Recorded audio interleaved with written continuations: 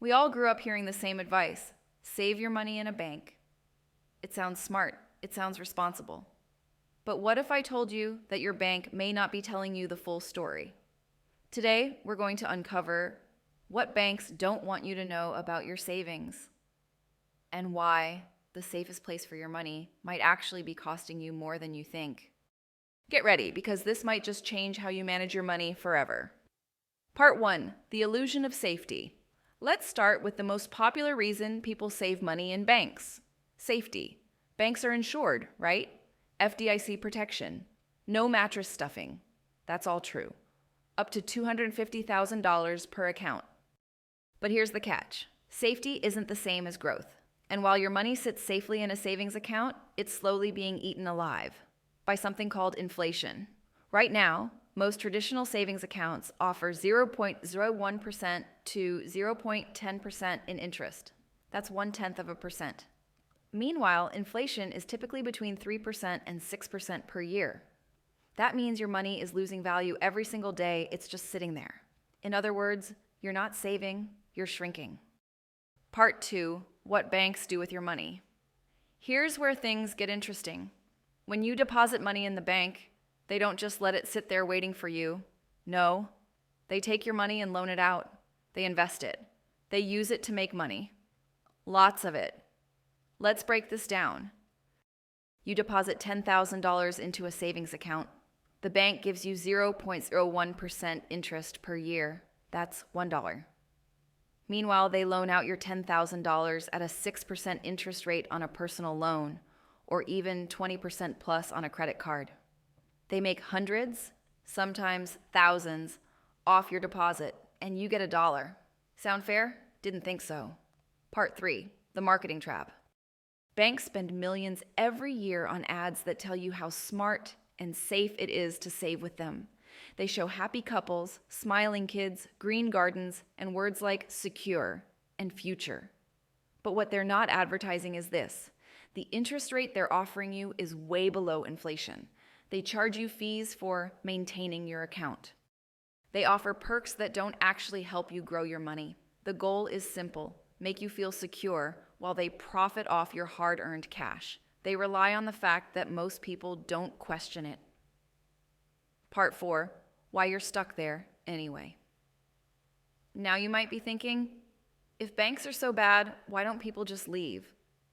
Good question. And the answer is convenience and fear.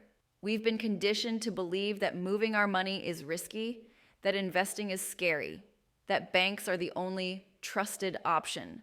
Plus, switching banks or learning new systems sounds like a headache, so we stay put, even if we know we're getting a bad deal.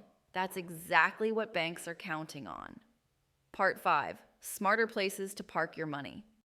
So where should you keep your savings? Here are some options that banks definitely don't want you to consider. 1, high-yield savings accounts. These aren't the typical big bank accounts. Online banks like Ally, Discover, or Marcus offer 3% to 5% annual yield. Far better than traditional savings. Still insured, still liquid. Just smarter. 2, money market accounts. These accounts combine the safety of savings with better rates. Some offer check writing privileges too. Great for emergency funds. 3, certificates of deposit, CDs. If you won't need the money for 6 months to a few years, CDs can offer better returns, sometimes over 5%. You lock the money in, but you gain more in return. 4, treasury bonds or I-bonds. These are backed by the US government. I-bonds in particular have adjusted with inflation and can offer returns over 6% in some years. Low risk, tax benefits, and still safer than many think. 5, investments, ETFs, index funds. Now, this depends on your risk tolerance and timeline, but investing in broad market funds can yield 7%, 10% annually over time. This is where wealth is actually built, not in a bank vault, but in the market. Part 6, your emergency fund isn't the enemy. Now listen, I'm not saying keep zero money in a bank. You should always have an emergency fund. Experts suggest 3 to 6 months of expenses in a liquid, safe account.